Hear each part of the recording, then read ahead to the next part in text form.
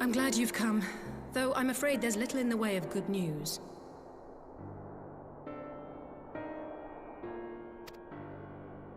After you left, we reached out to both the Alchemists Guild and Stillglade Fane and attempted all manner of treatments.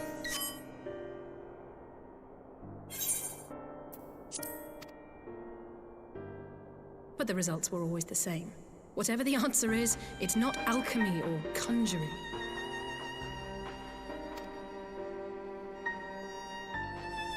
Why did it have to be Y'shtola and Urianger and not me? Out of all of us, they are the ones who could feasibly have solved this puzzle. And Alphino's still missing. God, it's all going wrong. Where do we even start? A grave situation.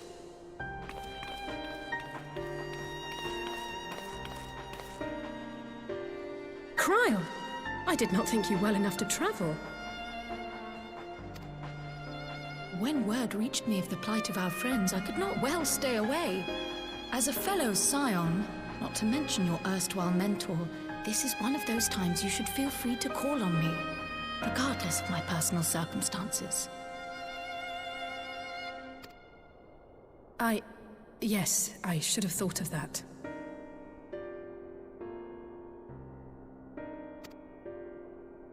Thank you for coming, Cryle.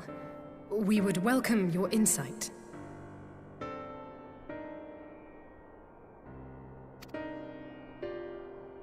And I should be happy to provide it.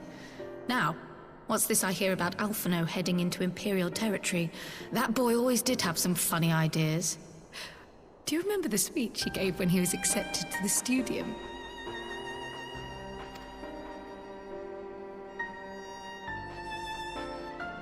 My life's goal is naught less than the salvation of this star.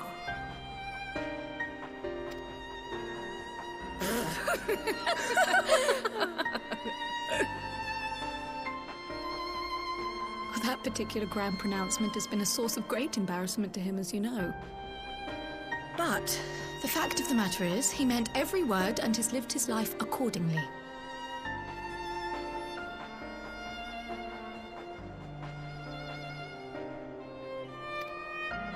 Yes, he remains altruistic to a fault, but I'm worried he was too fixated on his goals to see the dangers, as has happened before. You needn't be so concerned. Though his values remain the same, Alphino is not the blinkered boy he once was. Slowly but surely his eyes have been opened, thanks to a certain someone.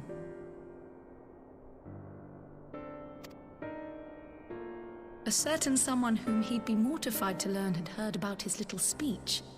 Mum's the word, eh?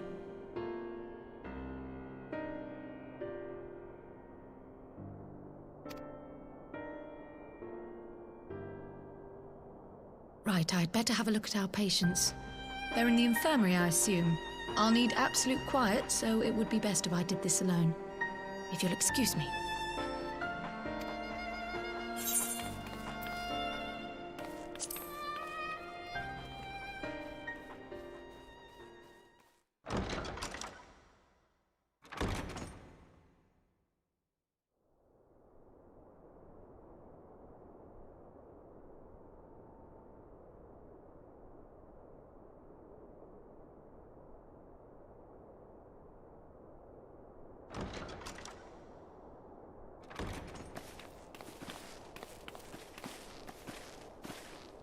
All three are in fine physical health. At a glance, I would say they were merely sound asleep. Except for the fact that I couldn't sense the slightest trace of them in their bodies. It's as if their souls have taken leave of their physical forms. Ah, yes. The Elder Seedseer made a similar observation. I've read the report. When you heard this mysterious voice, you described feeling as if you were somewhere else, yes? If we assume the ether which comprises your essence is being drawn to some other place, then it may be possible to follow the trail it leaves behind, just as we did in our search for Thancred. I wasn't around for that, but I can't imagine it was easy. Oh, it wasn't. But that's no reason not to try. I will have need of Master Matoya's crystal eye if I'm even to make the attempt. So I suggest we pay her a visit.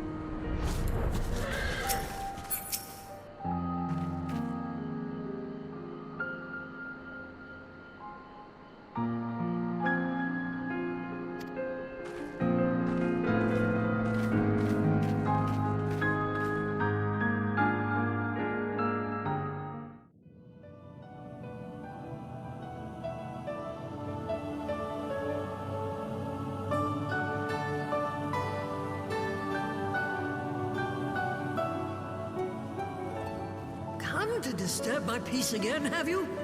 I hide myself away in a cave, and still you people insist on pestering me with your problems.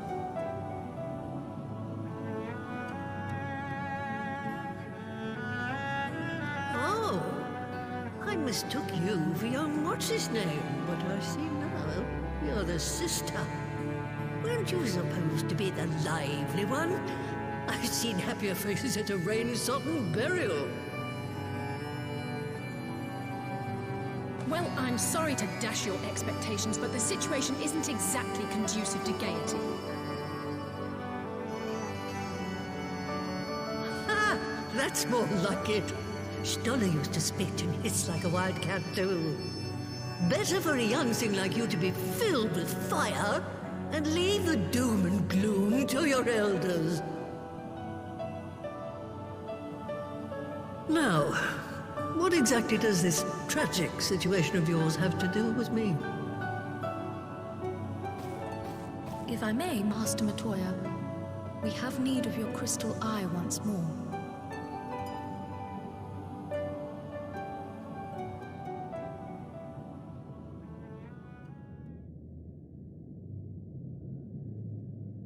And Stoller is one of the afflicted, is she? Very well.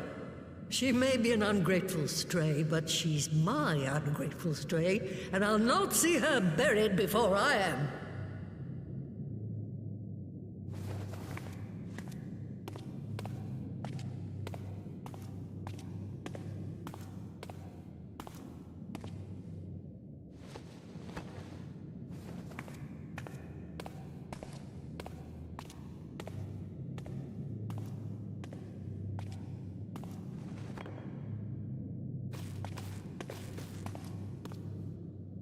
Right. Let us see what we can see. I'll begin from where our friends first fell, and cast my senses out from there.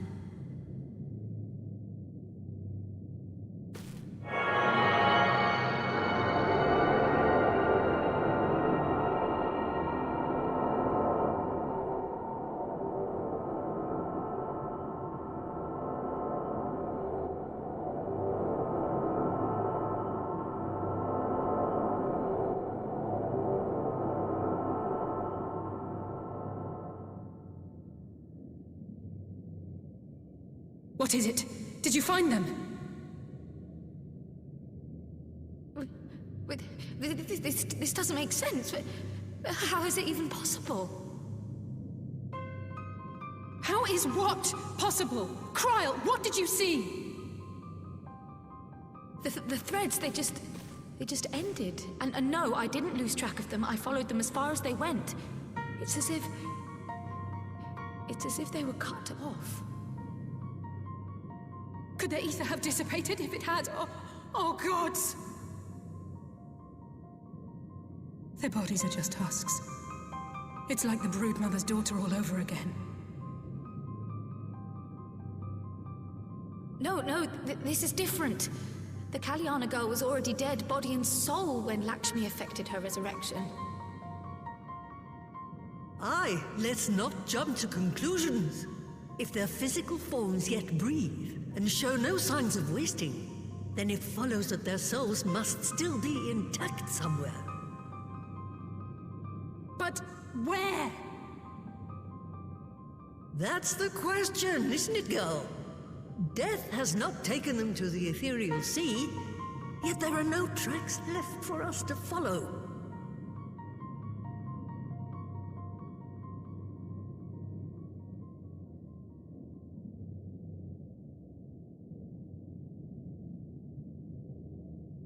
We're no closer to an answer than when we started. But knowing their souls are still out there is progress of a sort. We just have to keep looking. Pray, excuse me a moment. Yes? I remember, but... What, to Alamigo? We're on our way.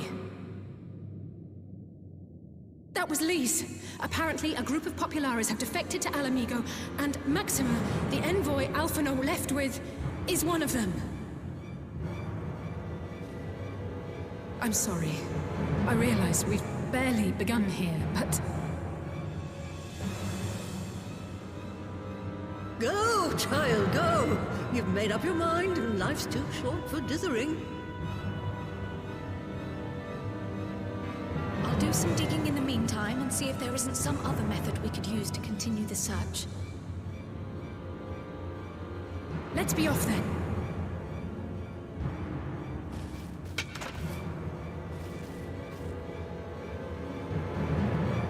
Oh, not again. The enchantment barely seems to take these days. I chalk it up to old age, remember? I doubt it's that simple.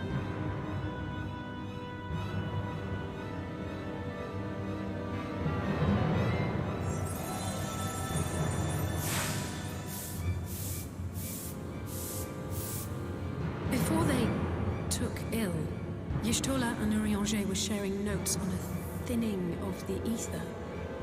It seems to be happening all over. Does it now? And here I was, all set to blame my woes on that creaking mountain of refuse clogging up the Thaliac. I fear something has gone awry. Still, there's naught to be gained from starting at shadows. You can only do what can be done, and that but one thing at a time.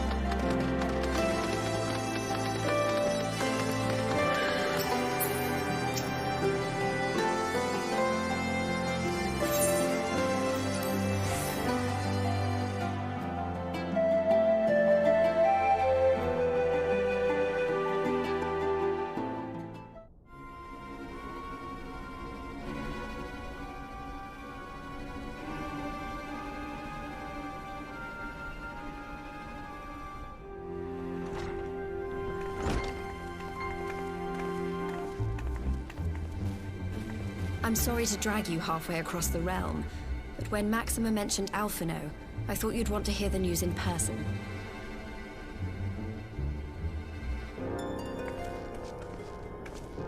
Ah, we meet again. Though I was hoping our reunion would be under more auspicious circumstances. What happened to my brother? Where is Alphino? Never fear, my lady. Your brother was in fine health when I took my leave of him, and I have no reason to assume that has changed. You assume? If you will allow me, I shall endeavor to explain events. Our troubles began not long after we departed Doma. While crossing the burn, we were fired upon by the Emperor's personal guard and forced to make an emergency landing. As we stumbled from the wreckage, our attackers fell upon us again, and we would have perished there and then were it not for the intercession of a third party, a band of mercenaries whose leader claimed to pursue a vendetta against the Ascians. This shadow hunter, as he styled himself, then escorted us out of the wastes to relative safety.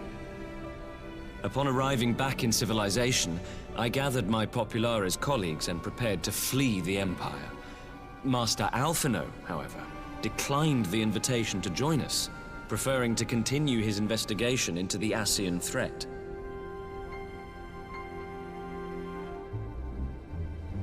Well, at least he's not lying in a heap in the burn. Tell us more about these Ascian hunters. Who are they? And is Alphino still with them? He is.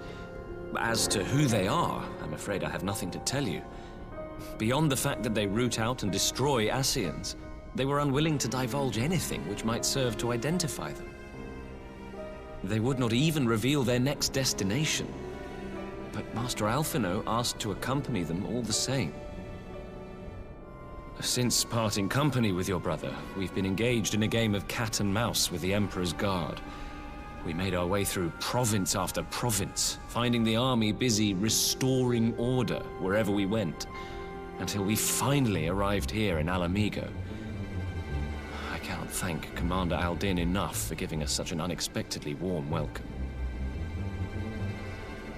I'm not inclined to turn away refugees, no matter which land they call home. And if they can tell me how things lie in Garlemald, all the better. On that subject, there is much I would tell you. During the course of our journey, we heard tales that an entire rebel army had been slaughtered in the space of a single night. It would seem my former comrades grew tired of putting down uprisings in the conventional manner, and chose instead to bring a formidable new weapon to bear. Details were sparse, but the rumor alone was enough to dampen the flames of rebellion. I have also heard reports that several companies have withdrawn from their designated provinces and begun marching westward. It is my assessment that the Empire's forces are mobilizing for a large-scale military engagement. Westward? You mean they're getting ready to invade Alamigo? We knew this was coming, but not that it would be so soon. We've barely even begun to shore up our defenses. They won't stop an invading army. No, they won't. Dispatch messengers to the Alliance leadership requesting reinforcements, and send word to our officers in the field to hasten completion of those border fortifications. Prepare to meet the Imperials head on!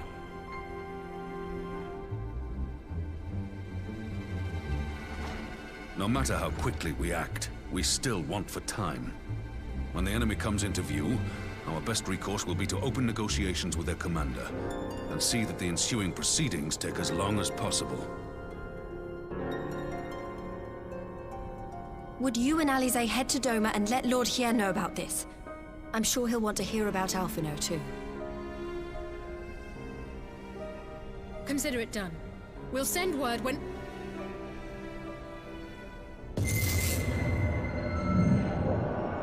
Untold sorrow must be changed. Ahead looms a calamity. Eon become instant. Throw wide the gates.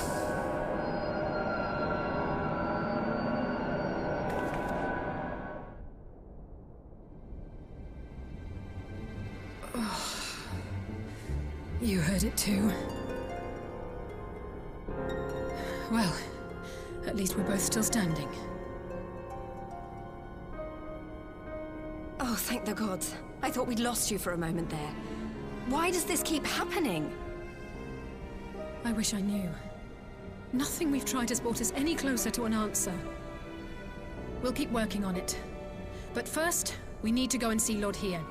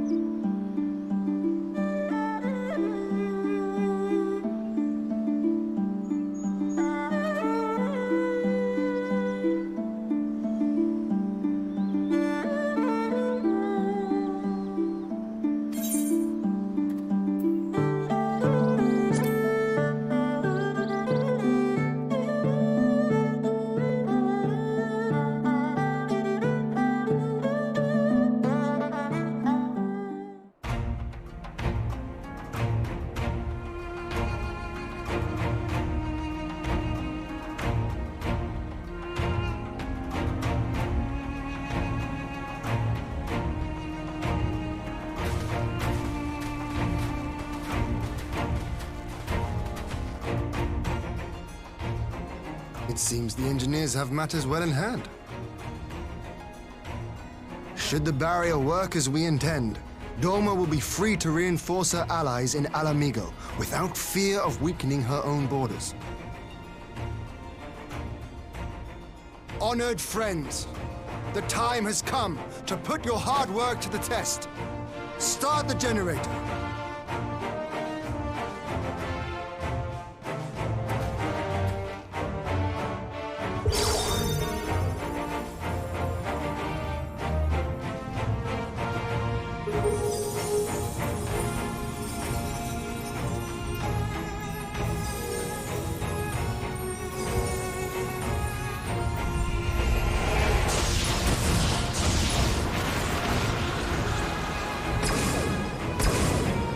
Node 1 is operational. Nodes 2 to 8 are reporting similar energy levels. The barrier is forming.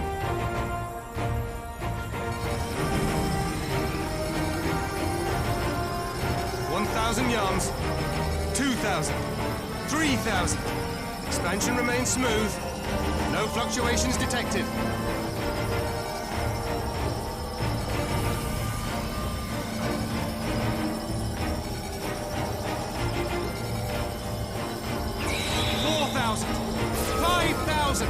Target altitude reached.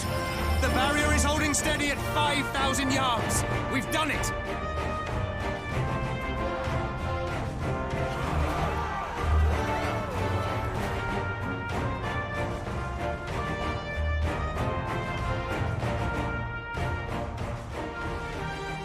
Is that an Imperial airship? Of all the rotten timing. But this is a gift, Mistress Alize. They can test our new wool for us.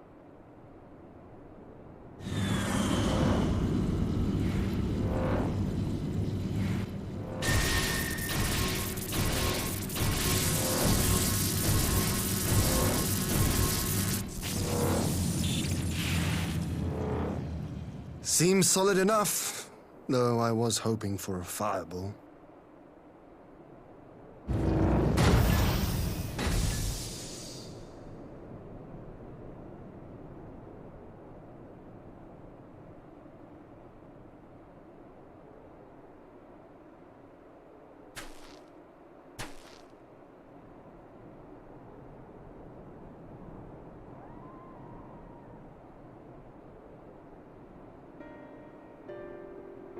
By the gods.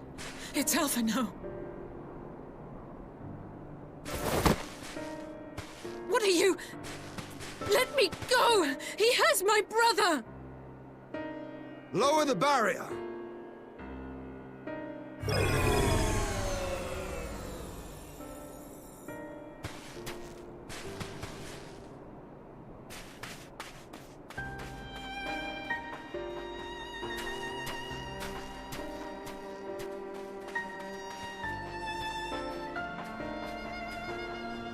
Be at ease, girl. The lad is not dead, merely locked in slumber. No, not him too.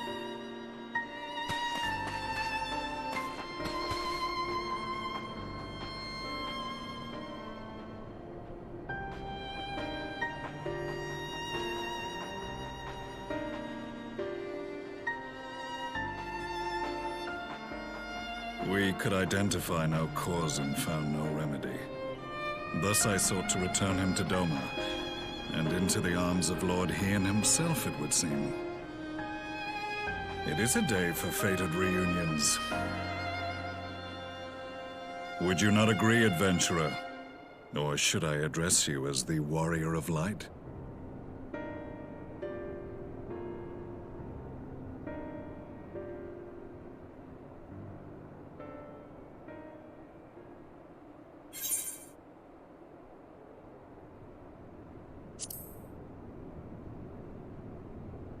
I, Gaius van Baelsar, the Black Wolf. That was the title I was given, one I have long since relinquished.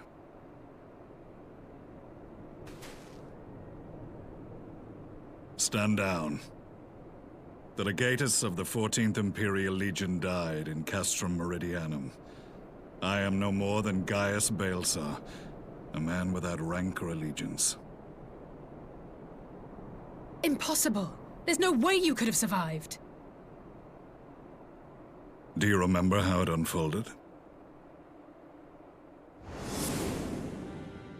How I was deceived by La Habrea? How I was convinced that reviving the Ultima weapon would allow me to bring peace to Eorzea? The Ascian used me, as he used so many others, all to further the restoration of his wretched god.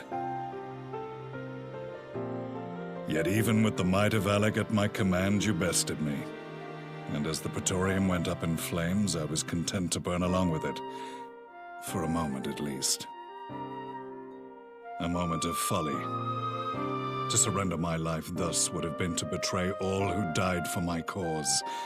It was for them that I dragged myself free of the rubble, and swore vengeance on the Ascians.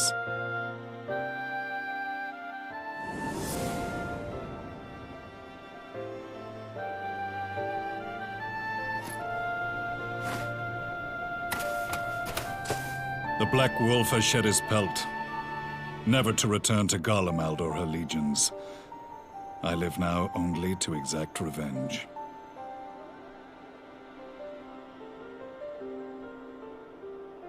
My principal quarry was to be La Habrea, whom I gather you have since ushered unto oblivion. But so many more remain. Long as their kind lurked in the shadows, laboring to sow chaos throughout our world, I would see each and every one dragged into the light and put to the sword. Are the Scions not of like mind? In this single respect, perhaps. Then I shall continue the partnership the boy began, and share what intelligence I have acquired. Among the Ascians, the black-masked ilk are subordinate to those who wear red. This you already know. Yet among the red there exists a hierarchy. Those set adrift with the shards clearly stand below those still joined to the source. Nabriales, who once dared to intrude upon the Rising Stones, belonged to the former group, and while he was indeed a dangerous foe, his powers were inconsequential next to the paragons of the Source. The first was La Hebrea, who plagues us no more. There is also the white-robed Elidibus, and the elusive Emmet Selk, about whom little is known. We have files on La Hebrea and Elidibus, but I believe this Emmet Selk is new to us? As I assume my brother told you, we have evidence to suggest that an Ascian now walks in the body of the Crown Prince. Have you identified this interloper? Elidibus seems the most likely culprit. As emissary, it is his role to maintain the equilibrium between darkness and light. Your many deeds in Hydaelyn's name have upset the balance, and I believe he seeks to restore it by throwing his considerable power behind the Empire. As a leader of the Ascians, he is one of our primary targets. It was on the trail of this very prey that the boy and I came across the scene of a failed uprising. In the absence of a single Garlean casualty, we inspected the bodies of the rebels, and the lack of any external injury drew my immediate attention. They had been slain by Black Rose, an alchemical invention of the Imperial Army. When I yet served as legatus, I ordered its production halted, and all stockpiles destroyed. Toxic gas is not a tool of conquest, but of extermination. Toxic gas? This must be the new weapon Maxima warned us about. Something deadly enough to sweep away all resistance in a matter of hours. Gods. You don't think they're planning to use this in Alamigo, do you? Put your fears to rest. We infiltrated the production facility and destroyed all existing stores of the chemical along with the plant itself. Even should they rebuild the operation, they will not soon manufacture another batch. Regardless, I would draw your attention to a directive we discovered in the plant's records. The document was marked with a recent date and authorized with the signature of one Zeno Ciegalvas.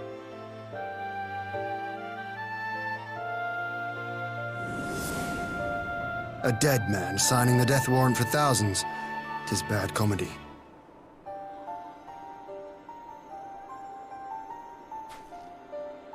But the tale does not end there. Within that same facility was a chamber filled with devices of elegant design. Cloning technology, we realized. And what should we find in each and every incubator? But a young Emperor Solus.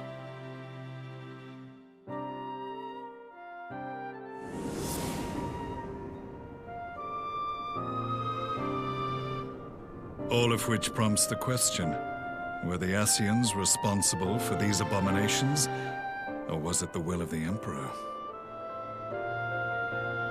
I must know which hand guides the Empire.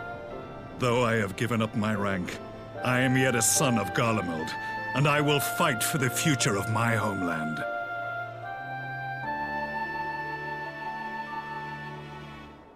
It is time I return to the hunting of shadows. We should focus on our common foe. To reopen old quarrels now would serve no purpose.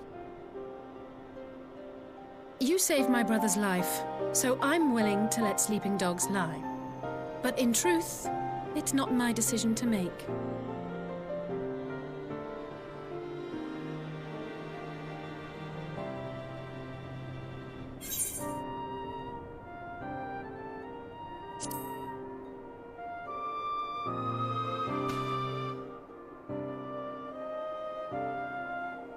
There was a time when I scorned those who placed their faith in false gods, even as I, in my blinkered conviction, place mine in Ascian promises. Unlike yours, my strength of will and my restraint was found wanting. We shall meet again, warrior of light.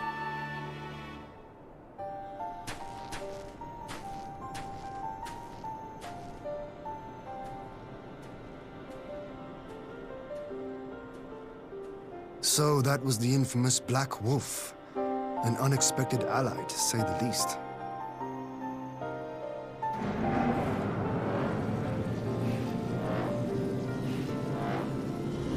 Well, I am content to leave the fine-tuning of the barrier to cleverer minds. Let us bid our friends from the Ironworks farewell, and see what can be done for Alphino back in Dorma.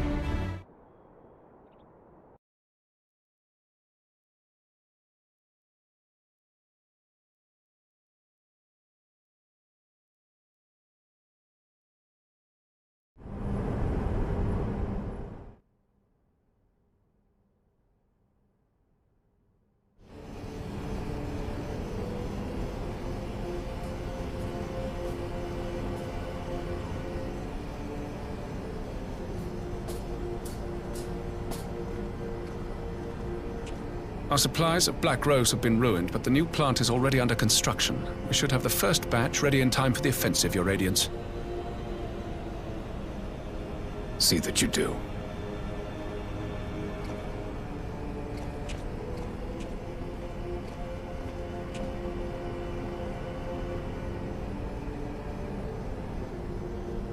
Ah, yes, the infamous Black Rose. If I recall correctly, Gaius did not much care for the invention.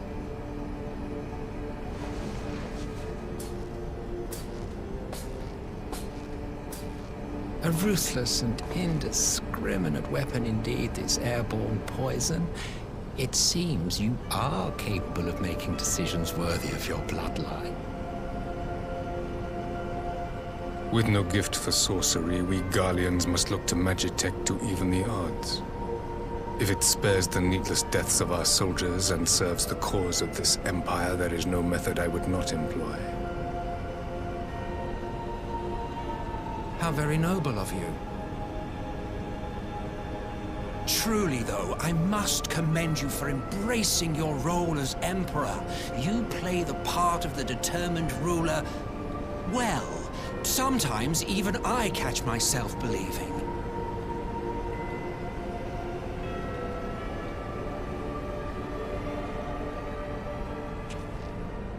A silent agent of death.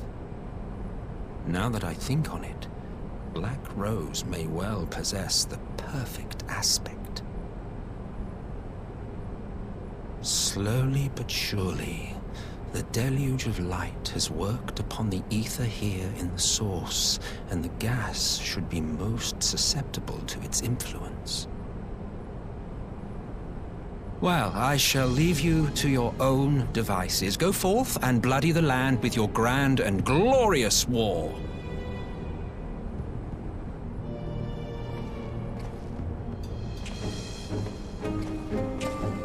While you do what, precisely?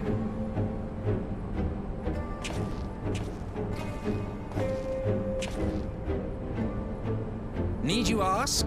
I will be doing what all Ascians do.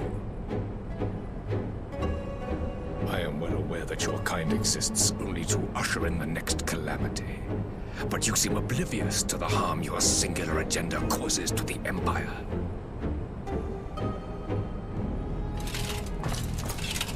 You cannot have forgotten the events which followed your mortal demise.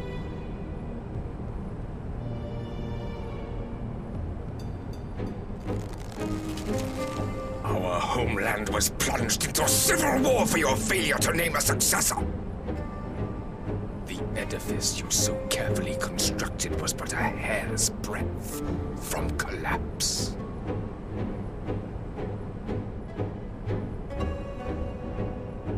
Are you truly so naive?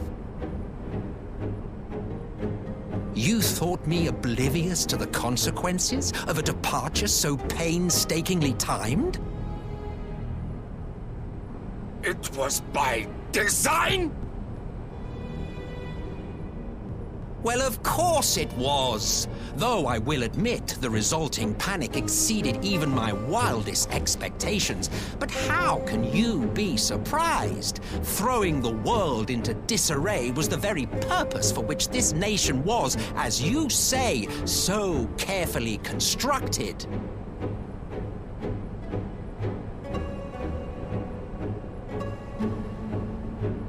Now, if you have no further questions, I must be on my way.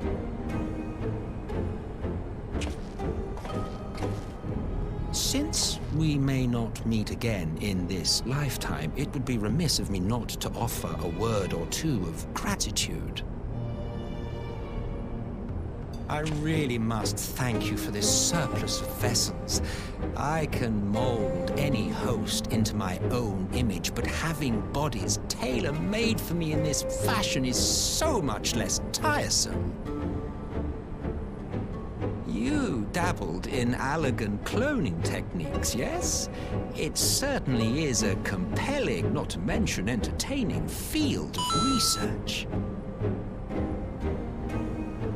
And of all the options available, you chose the founding father on whom to experiment. You have a twisted streak to you, Varus, like grandsire, like grandson, hey?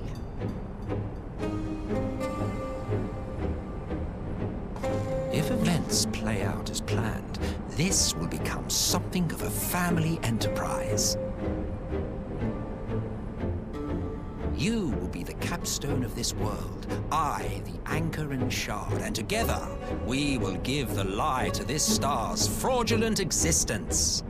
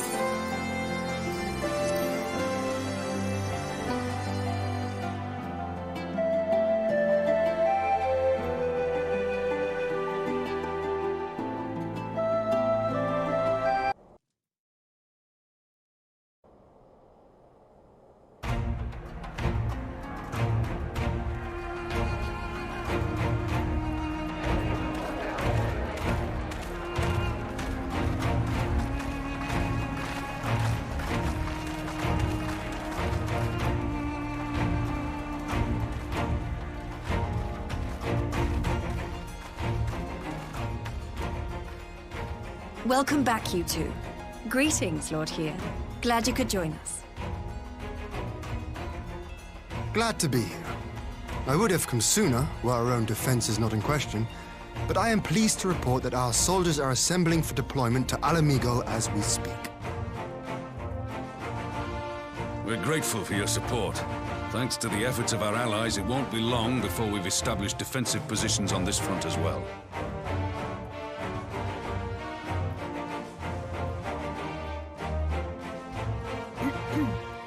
We have some good news, too. Alphino has come back to us.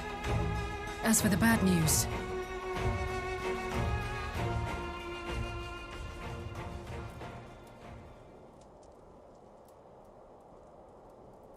So, Alphino won't wake up, Gaius van Baelsar is alive and hunting Ascians, and the Empire is planning to poison us all with toxic gas. Does that sound about right? Ordinarily, any one of those things would have left me in shock. But the way things have been lately, it's all starting to seem pretty normal. Getting back to your report, are we sure this Black Rose is the weapon Maxima was talking about? It fits the description. And it seems we have Alphino to thank for sparing us an early demonstration of its effectiveness. I have a feeling this won't be the last time his bravery in the Empire will serve us here in Eorzea. The threat of an unknown weapon has had us all on edge. But now that we know what we're dealing with, we can take steps to defend against it. As for Gaius, I'm not sure what to think. Am I happy he's alive? Not in the slightest. Am I happy he's hunting Ascians? Aye, I'd have to say I am. Oh, speaking of Garleans you didn't expect to see, we have a tale of our own, as it happens. When we sent envoys to the Imperial Army to request talks, they returned with the message that Varys Zos Galvus would be attending.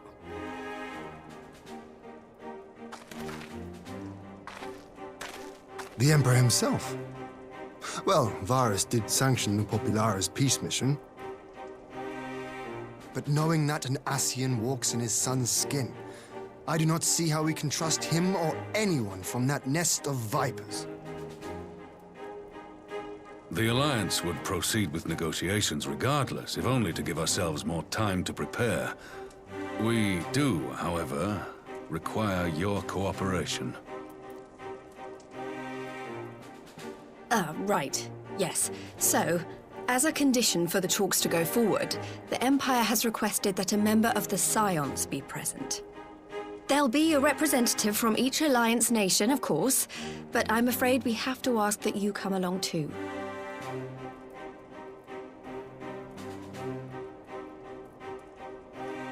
Gods, Lise, you know how much I hate politics. But then, what choice do I have? Alphino and the others aren't going to do it. Very well. I shall attend as the Scion's representative.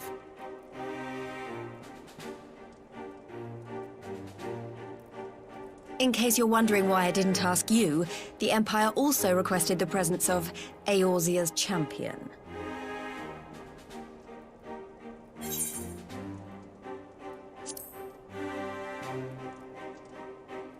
That's settled then. We don't know what Varys means to bring to the table, or why he wants you there, but having you close at hand will make all the difference. The meeting will take place on the border. Anticipating an early assault, we mean to position the bulk of our forces nearby. The Alliance leaders should already be on their way. Once you're ready, we can head out and join them.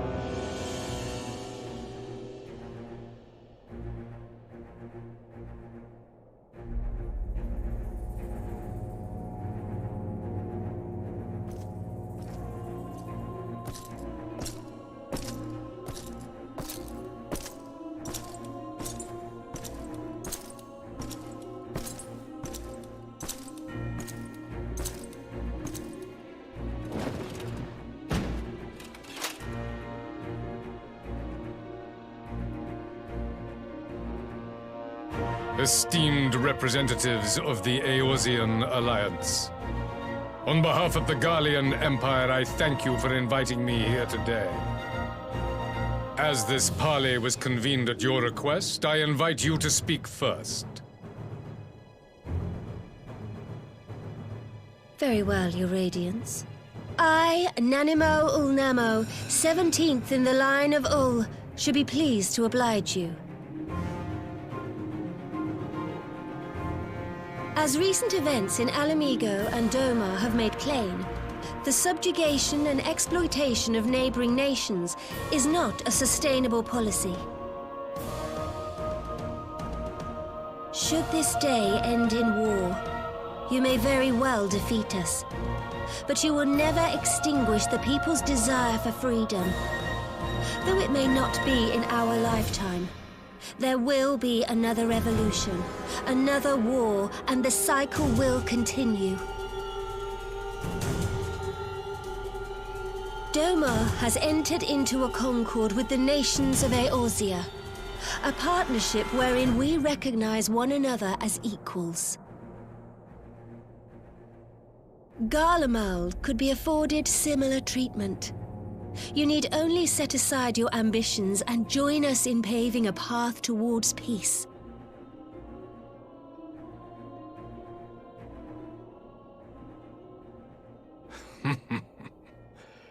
You will not win me over with sophistry, Your Grace. As you know only too well, this alliance lacks the strength to keep the peace within its own borders. Even now, your struggles with the Beastmen continue unabated. Divided, you sow this fertile soil with the seeds of your differences and reap naught but discord and chaos for your trouble. Eorzea must be united under one leader, one purpose. I would offer you both and bring an end to your strife.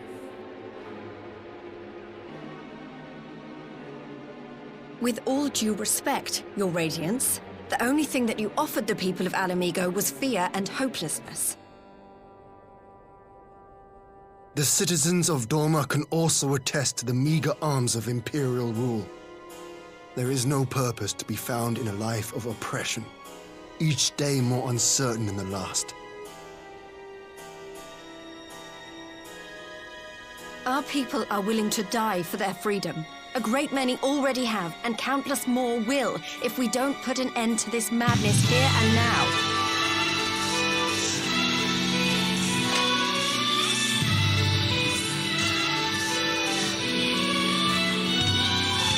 Final Fantasy forever. I hope the rest We of the brought stream order and was stability amazing. to your lives. This madness and bloodshed is of your own making. You broke the peace, not Garlemald. Peace. Order.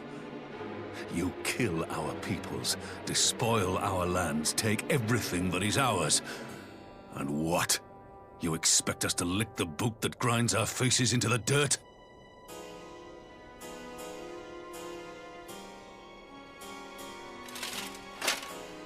I expect you to weigh the costs. To recognize that countless lives have been lost on both sides in pursuit of a greater good, and to not squander all we have achieved in a fit of petulance.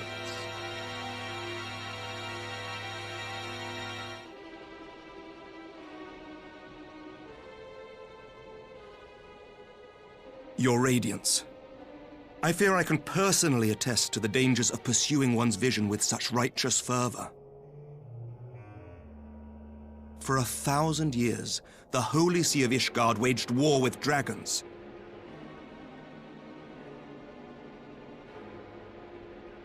A 1,000 years of sacrifice, of sorrow and hate, in which we bathed in the blood of friend and foe alike. Had it gone on any longer, we may well have drowned.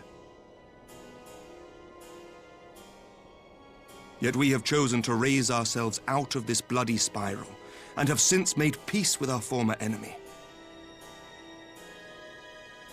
So I understand. No doubt the dragons were more receptive to your overtures in the wake of their leader's demise.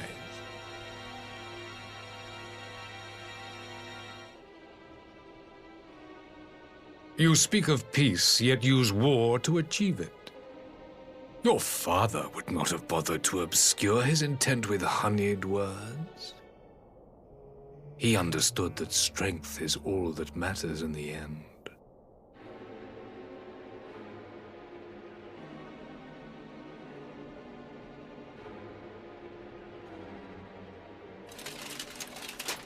Without his clarity of vision, I can but wonder what will become of Ishgard and her people.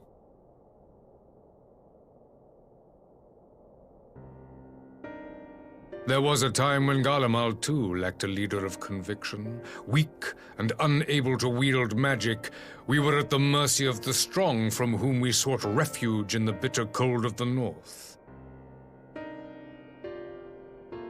Were it not for the discovery of ceruleum and the subsequent development of Magitech, we might never have gained the power to take back that which was rightfully ours.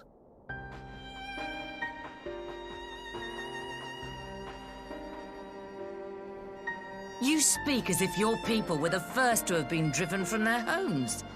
Limsa Lominsa was built by wayward souls in search of a place to call their own. On the shores of Vilbrand we found it, and from those humble beginnings did we grow and flourish. And all without robbing our neighbors of their liberty.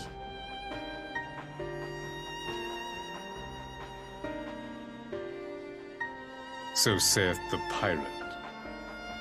Am I to believe that you simply asked the kobolds to yield up their lands and that they were happy to oblige you? That you did not drive them out like rats in the hold of one of the many ships seized by your privateers?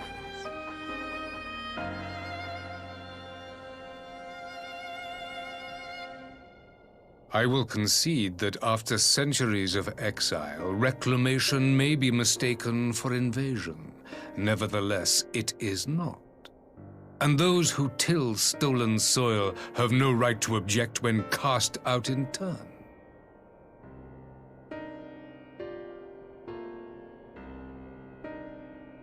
Your uncompromising nature rivals that of the Ixal. They too lament circumstances which they themselves perpetuate. Were they but to embrace peace, we would welcome them with open arms. Indeed, some few have done just that, and now receive of the Twelve's Wood's bounty. Would that your people might learn from their example.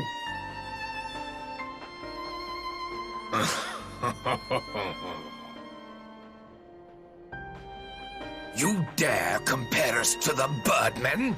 You who thought to invoke the 12 and threaten all of creation?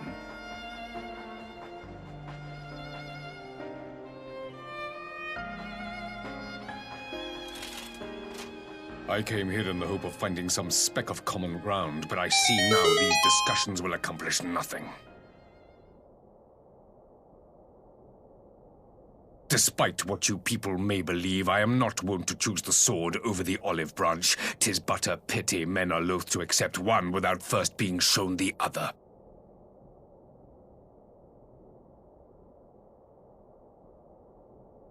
Wait! I beg you. This meeting was supposed to be a chance to find a way forward together, not to bemoan the missteps which brought us here. Please. If you truly consider violence a last resort, there must be a way we can come to an agreement.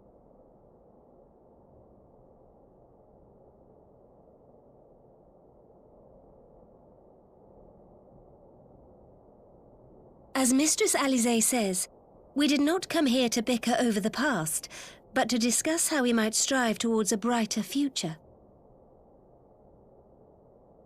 Emperor Varys, may I suggest a short recess, that all present might compose themselves prior to beginning anew?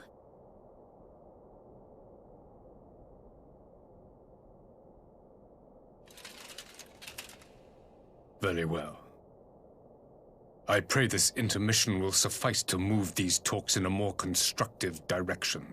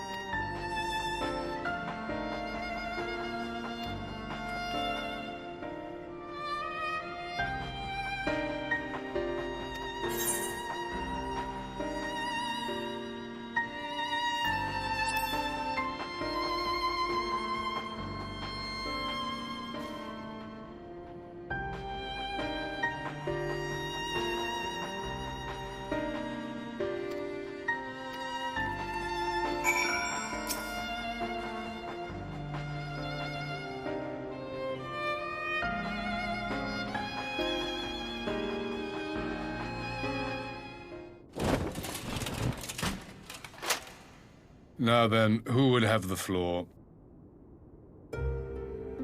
Before we resume, I wish to offer you an apology. After you graciously accepted our invitation to discuss an armistice, we have done naught but rebuke you at every opportunity. I believe I speak for all of us when I say we are deeply sorry for our discourtesy.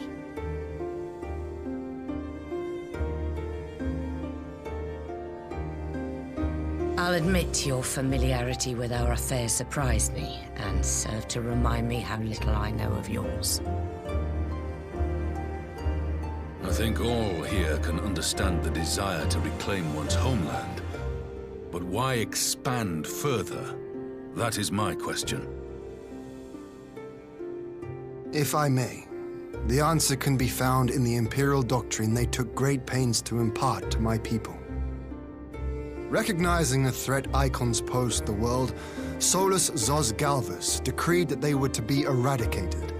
To this end, he began a campaign to unite all lands under the Garlean banner. Or so we were taught. Yet the Emperor only reached the burn, the Baron said to have been laid waste by icons, after conquering all the lands that lay between. What is more, I am quite certain the practice of summoning was not nearly so widespread in the days before the Empire's founding. When you put it like that, it all starts to sound like an excuse, doesn't it? But to distract from what? Why are you really waging this war?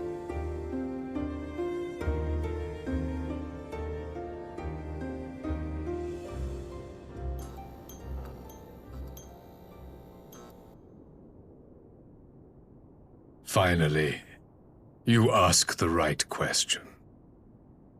I can but hope you heed mine answer and at last accept the righteousness of our cause. My goal is this: to return the world to the way it once was, the way it was always meant to be. In doing so, mankind will be made whole once more.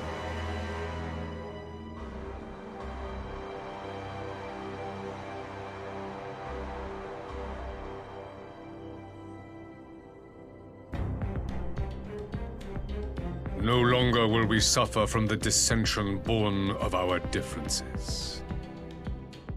There will be but one race, a perfect race, as we were when time began. What in Rulga's name are you talking about?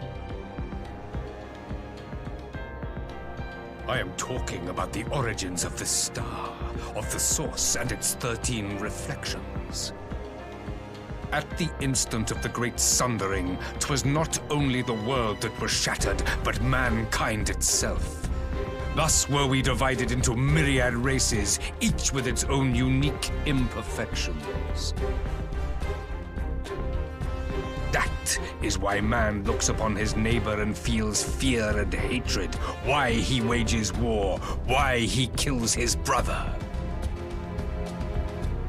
You all in your own way have proven as much today. The peace you seek is but a fleeting solution to a fundamental problem.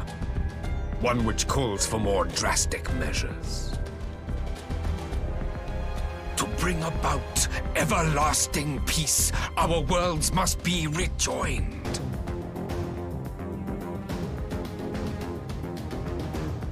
That is the goal the Empire would see realized. The glorious future unto which we shall one day shepherd mankind.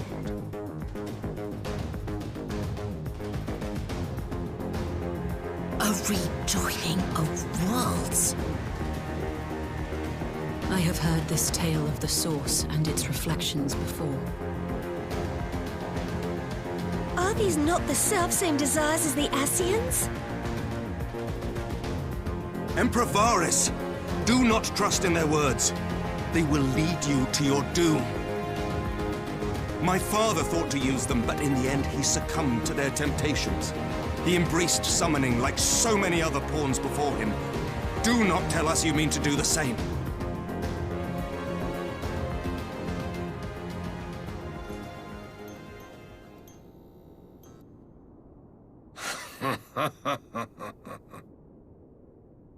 To be a pawn, free from the burden of choice, would be a blessing.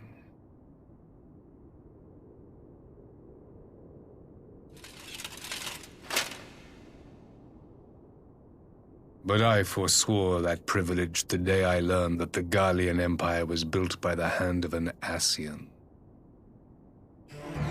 What?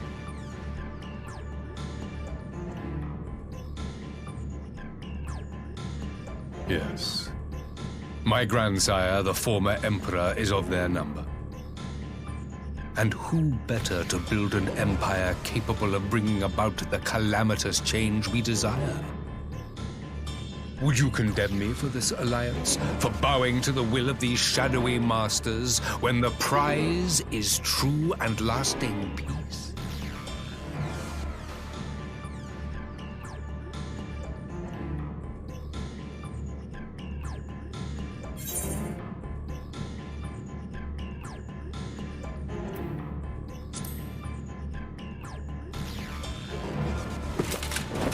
I come not to conquer, but to liberate. To free man from the prison of divergence. Imagine a world united. One perfect race beneath a single standard.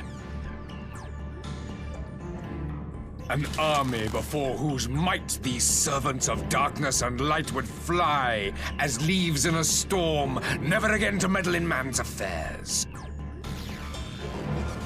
We would be the masters of our own fate. I bid you join me, not as subjects of Garlemald, but of a new nation. And together we shall win freedom for ourselves and generations yet unborn. You want to trigger another half-dozen calamities? You can't be serious!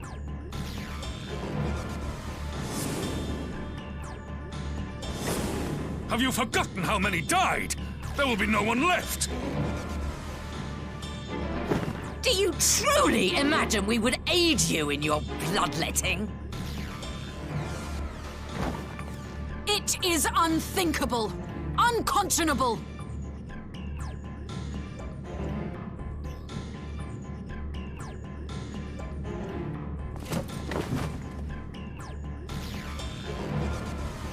And what is the alternative? To be as cattle waiting for slaughter? I would have us work together that we might take fate into our own hands!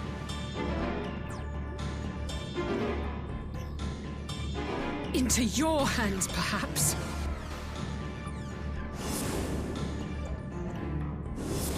But what of the other worlds, your radiance? With every calamity, you obliterate a star and every soul that dwells on it. To the Ascians, we are all but tiny, momentary specks within an indifferent universe. We cannot hope to oppose them until we have been made whole once more.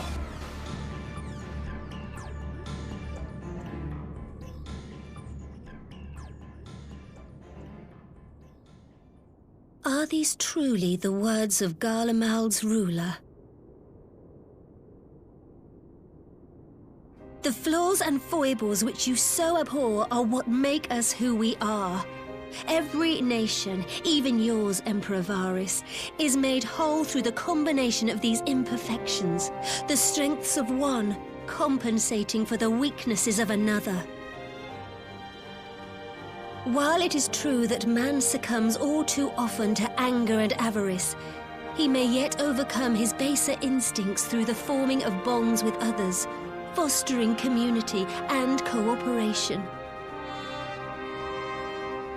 That the protector of an empire should not only reject these fundamental truths, but seek to change them at so dear a cost to life is indefensible. Such a man is not fit to govern.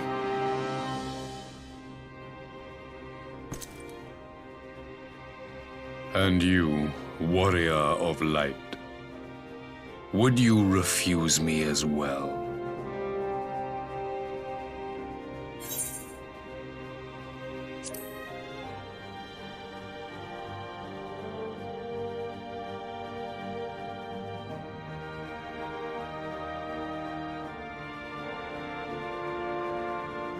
It would seem the Alliance is of one mind on this matter.